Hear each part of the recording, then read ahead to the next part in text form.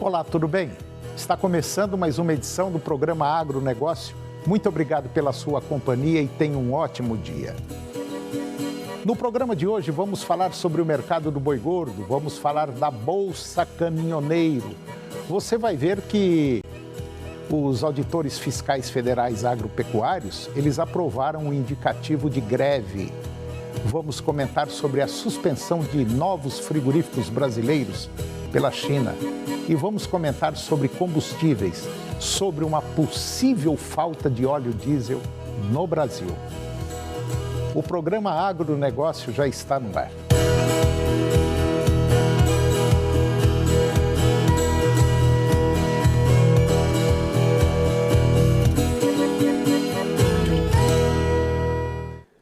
Eu começo o programa de hoje falando sobre o mercado do boi gordo. O mercado físico do boi gordo registrou preços estáveis a mais baixos desde as 2 últimas semanas, segundo o analista das safras e mercado Fernando Henrique Iglesias. A tendência agora, de curto prazo, ainda remete à continuidade desse movimento, ou seja, provavelmente queda, uma vez que os frigoríficos ainda operam com escalas bastante confortáveis. A oferta de animais segue em bom nível neste momento. O pecuarista não se depara com boas condições de retenção, consequência do amplo desgaste das pastagens. Além disso, a movimentação da China, optando por realizar embargos a determinadas unidades frigoríficas, segue gerando ruídos regionais, moldando o comportamento dos frigoríficos exportadores na compra de gado. No mercado atacadista, os preços da carne bovina caíram. Segundo a análise de safras e mercado, o ambiente de negócios ainda sugere por continuidade deste movimento no curto prazo. Mesmo com a entrada dos salários na economia, parece ainda haver pouco espaço para a reação dos preços da carne. O padrão de consumo delimitado para 2022 ainda indica amplo consumo de proteínas mais acessíveis no mercado doméstico. E agora vamos falar sobre a Bolsa Caminhoneiro. Em novas negociações com o Congresso Nacional, o Ministério da Economia se mostrou favorável à concessão de uma Bolsa Caminhoneiro com custo de R$ 1,5 bilhão ainda neste ano, às vésperas da eleição. Também está em discussão a concessão de um auxílio para o motorista de táxi e também de aplicativos. A avaliação da equipe econômica é de que a concessão desse subsídio para os caminhoneiros arcarem com o custo dos aumentos do óleo diesel anunciados pela Petrobras é válida. O entendimento na equipe do ministro da Economia, Paulo Guedes, é de que a Bolsa funcionaria como um seguro barato para proteger a atividade econômica de um custo muito maior, que seria a deflagração de uma greve dos caminhoneiros, como a ocorrida no governo Michel Temer em 2018. Na época, a paralisação afetou o abastecimento de produtos, sobretudo de combustíveis, com filas gigantes nos postos. A concessão do subsídio voltou à mesa de negociação nas discussões que cercaram a aprovação, agora na última quarta-feira, dia 25, do projeto que fixa um teto de 17% para o ICMS sobre a energia elétrica, combustíveis, gás natural, querosene de aviação, transporte coletivo e também telecomunicações. E agora eu vou comentar sobre a importância do milho pela China. A autoridade alfandegária da China assinou um acordo com o Brasil para permitir a importação de milho brasileiro.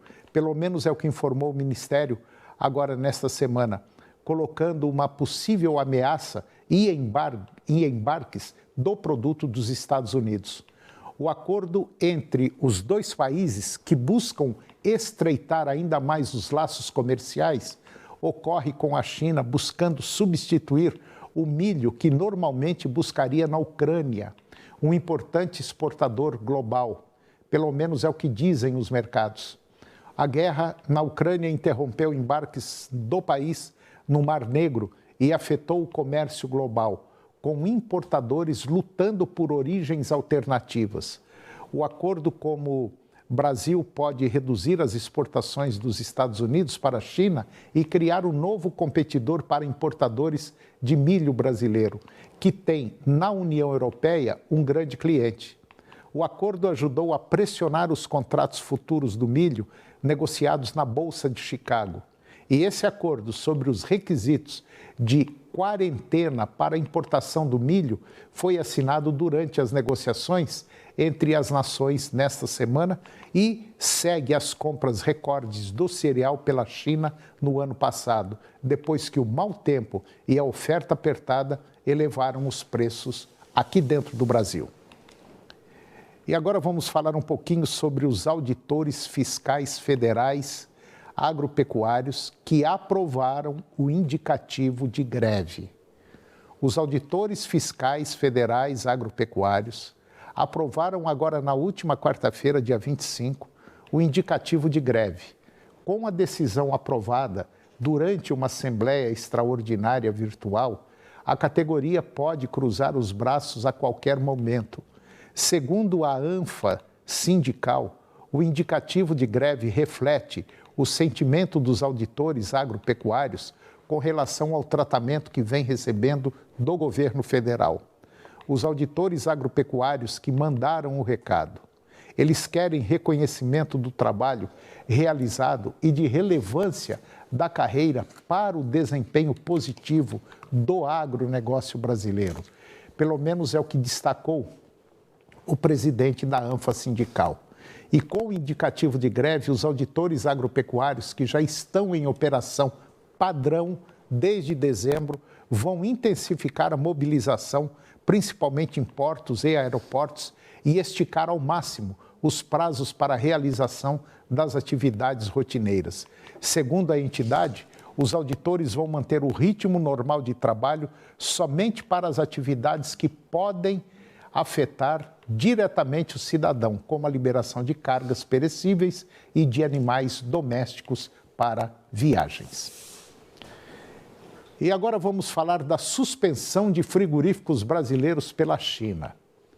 A China suspendeu por 4 semanas as importações de carne bovina da unidade da Marfrig, na cidade de Promissão, no estado de São Paulo.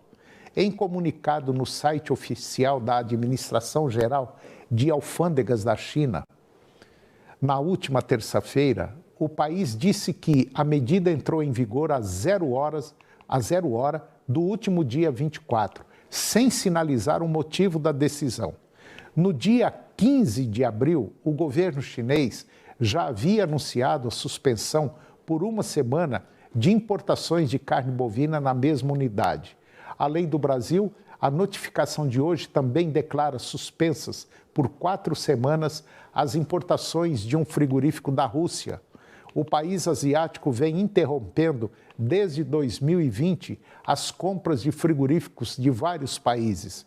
A justificativa seria o maior controle sanitário em razão da pandemia da Covid-19. E agora vamos falar um pouco sobre o mercado de ovos de galinha. Na contrapartida dos altos e baixos do setor produtivo, demanda por ovo apresenta aquecimento, como mostra a análise publicada pelo Centro de Estudos Avançados em Economia Aplicada, que é o CEPEA, da Exalc-USP. De acordo com os pesquisadores do CEPEA, os valores foram influenciados pelo reaquecimento na demanda. No entanto, o preço médio da parcial deste mês está inferior ao recorde observado em abril, devido à queda no começo de maio, quando a demanda pelo produto esteve enfraquecida. Na média da parcial de maio até o último dia 29, a caixa de ovos brancos tipo extra, lá em Bastos, no estado de São Paulo, esteve a R$ 144,33 a caixa, um recuo de 2,8% frente a abril, mas ainda assim 23% acima da média de maio do ano passado em termos nominais. E depois do intervalo nós vamos falar do preço do frete no Brasil, da nova Ferroeste e também vamos comentar sobre o diesel que pode faltar aqui no Brasil. Nós voltamos já, é um minutinho só.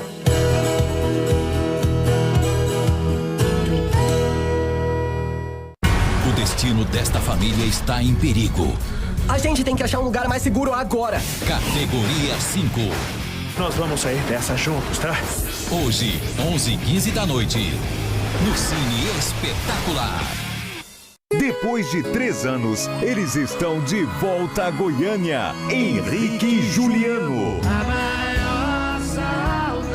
Domingo, dia 5 de junho, no estádio Serra Dourada. Eu implorei. A 99,5 FM sorteia vários convites open bar. E um dos sorteados ainda vai tirar fotos com a dupla nos camarins. I know you told your friend you're not okay. And tell me what's wrong and why you never said you felt that way. And guess you're trying to stay strong. Exclusiva da Rádio dos Grandes Shows. 99,5.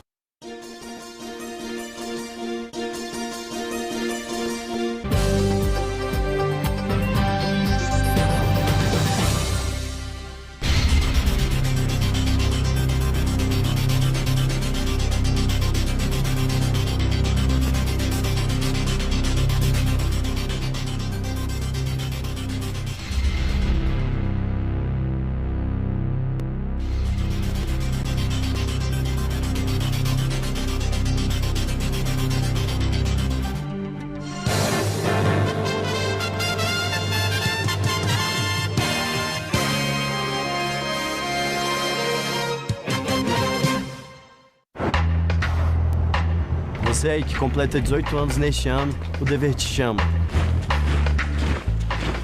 Você tem que fazer o seu alistamento militar. O prazo vai até 30 de junho. E o melhor jeito de você se alistar está em suas mãos, o seu celular. Baixe o aplicativo do Exército Brasileiro ou acesse o site alistamento.eb.mil.br. Aliste-se, o dever te chama. Você realmente conhece o SBT? Será? Somos todos os públicos. Nossa vida aqui é louca! Ai! Somos todas as torcidas. Diversão, belos lances, golaços e muita informação. O cara é bom. Somos reais. Você está no Esquadrão da Moda.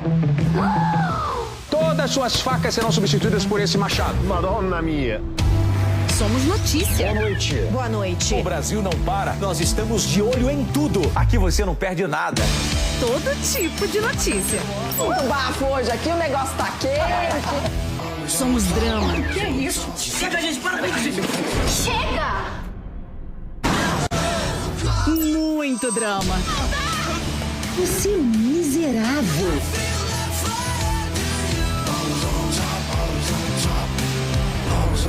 Somos filmes. Valeu pela dica. Desenhos. É tranquilo. E séries. Valendo! Somos a tradição no domingo. É assim do santo. Esse programa só quer levar muita alegria. Somos pra você. É o principal motivo. SBT com sucesso! Adoro! Você vai rir? Vai se emocionar? Vai! Bem-vindos ao nosso palco!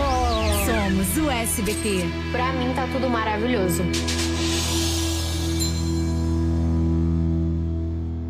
Agronegócio. Oferecimento Senar Goiás, a maior escola da terra.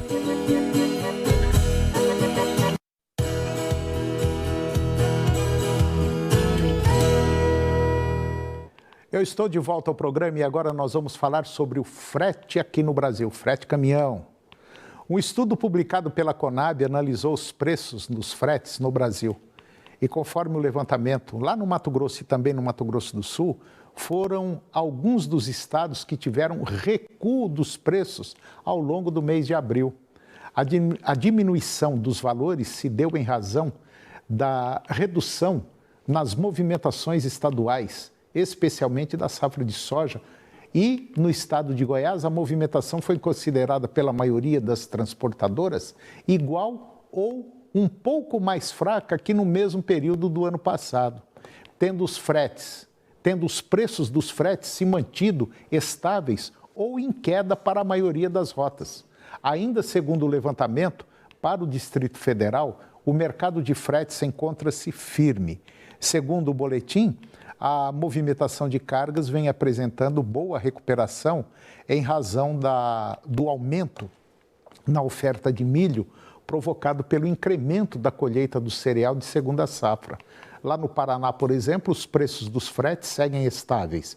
Quando comparados ao mesmo mês e na Bahia, os fretes apresentaram redução em abril, influenciadas pela finalização da colheita da soja na região centro-oeste e a predominância do tempo chuvoso na região onde está localizado o porto de Cotegipe, lá em Salvador, Bahia.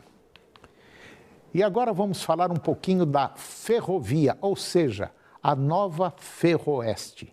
As transformações projetadas pela nova Ferroeste despertaram o interesse de um dos grupos ligados ao desenvolvimento com bases socioambientais no mundo. Só para você ter uma ideia, a página da Iniciativa de Mercados Sustentáveis, lá do Reino Unido, publicou um texto sobre o projeto do governo do Paraná e aponta a ligação ferroviária Paraná-Mato Grosso do Sul como uma solução capaz de diminuir substancialmente a emissão de gases de efeito estufa e promover o crescimento econômico das regiões sul e centro-oeste do Brasil. A Iniciativa de Mercados Sustentáveis ela foi criada por Charles Philip Arthur George, ou seja, o Príncipe Charles, e apresentada no Fórum Econômico Mundial de Davos em 2020. E ela pretende apresentar ao mercado privado soluções sustentáveis para a transição para um futuro mais saudável.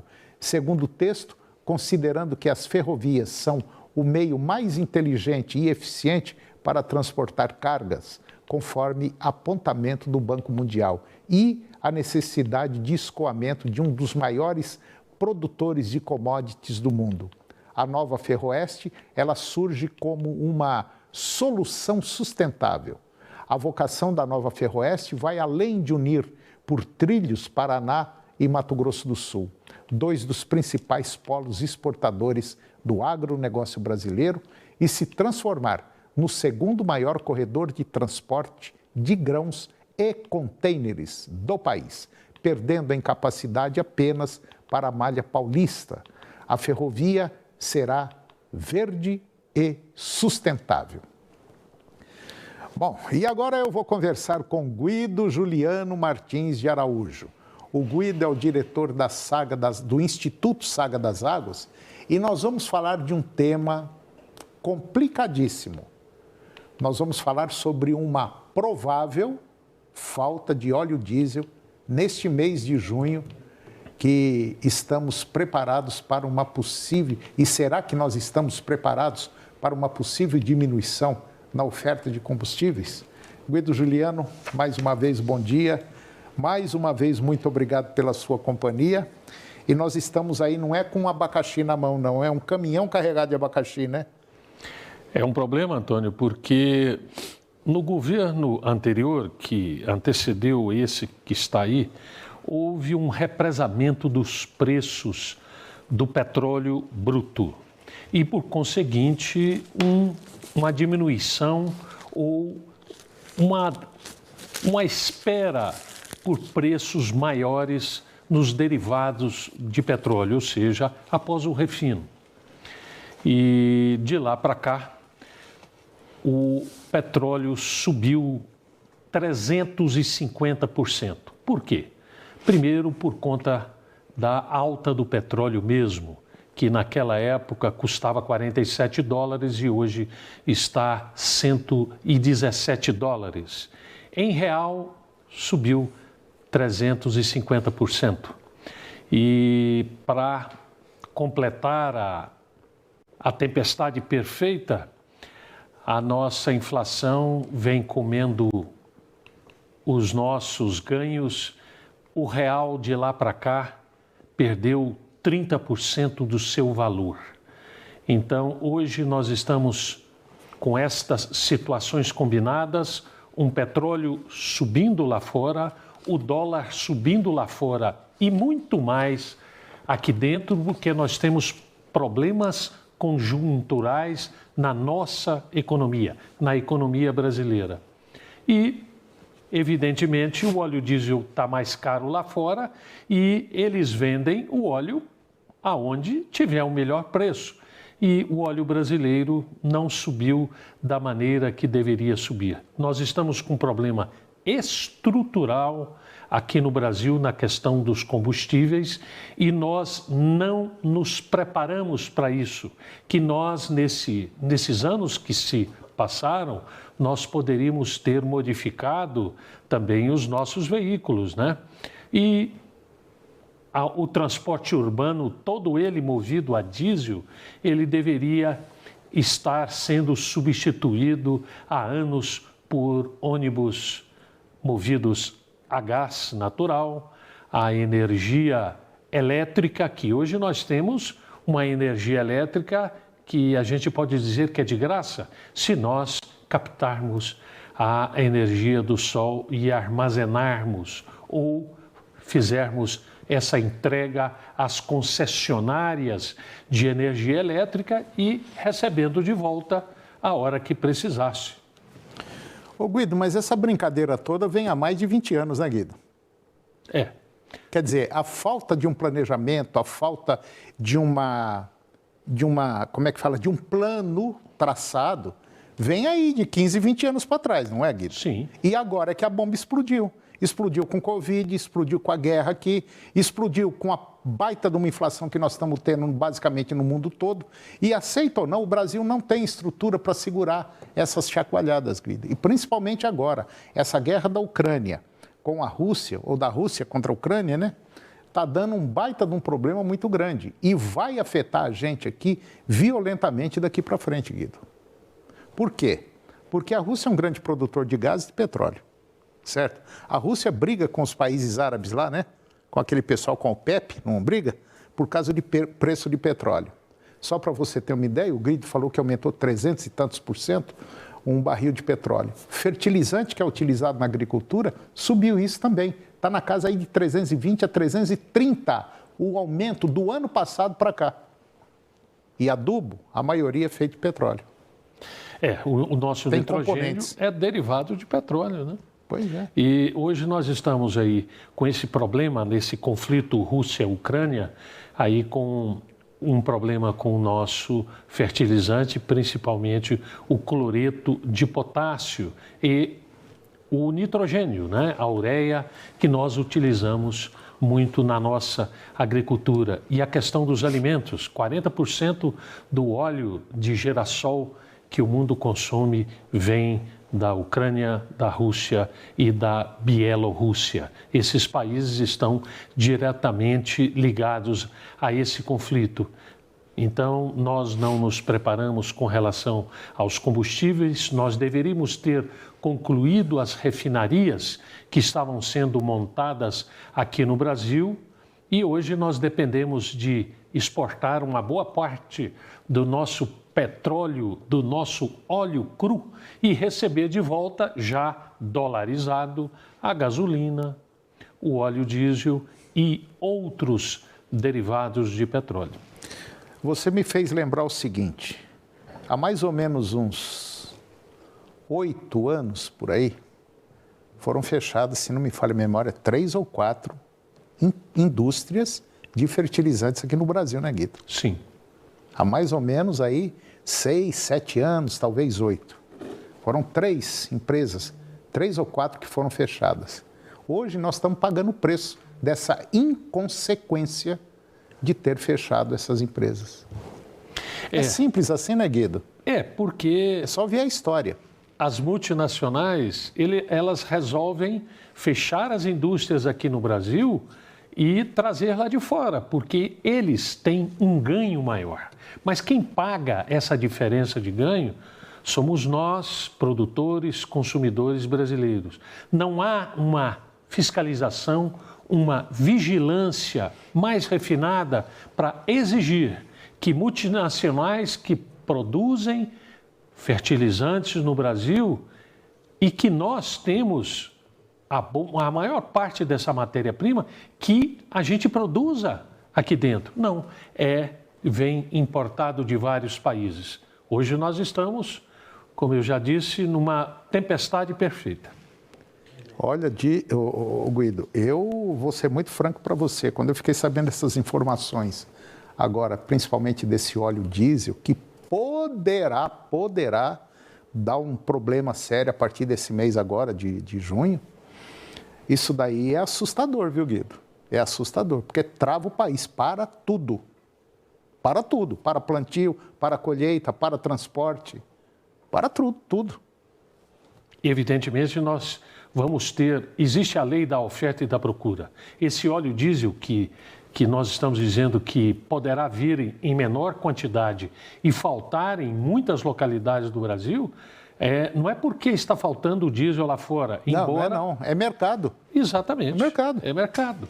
Então, em que pese a questão da Rússia, que é grande produtora de petróleo e gás, nós estamos com preços defasados e existe uma pressão muito grande aqui dentro do Brasil por ser um ano político. Mas lá fora... Os produtores estão pouco se importando se aqui é ano político ou não. Se tiver que faltar óleo diesel, vai faltar. Faltará. É aquela velha história. Você tem o produto? Eu tenho. Você não tem? Não tenho. Então vou te vender por tanto. Se você não quiser, tem quem quer.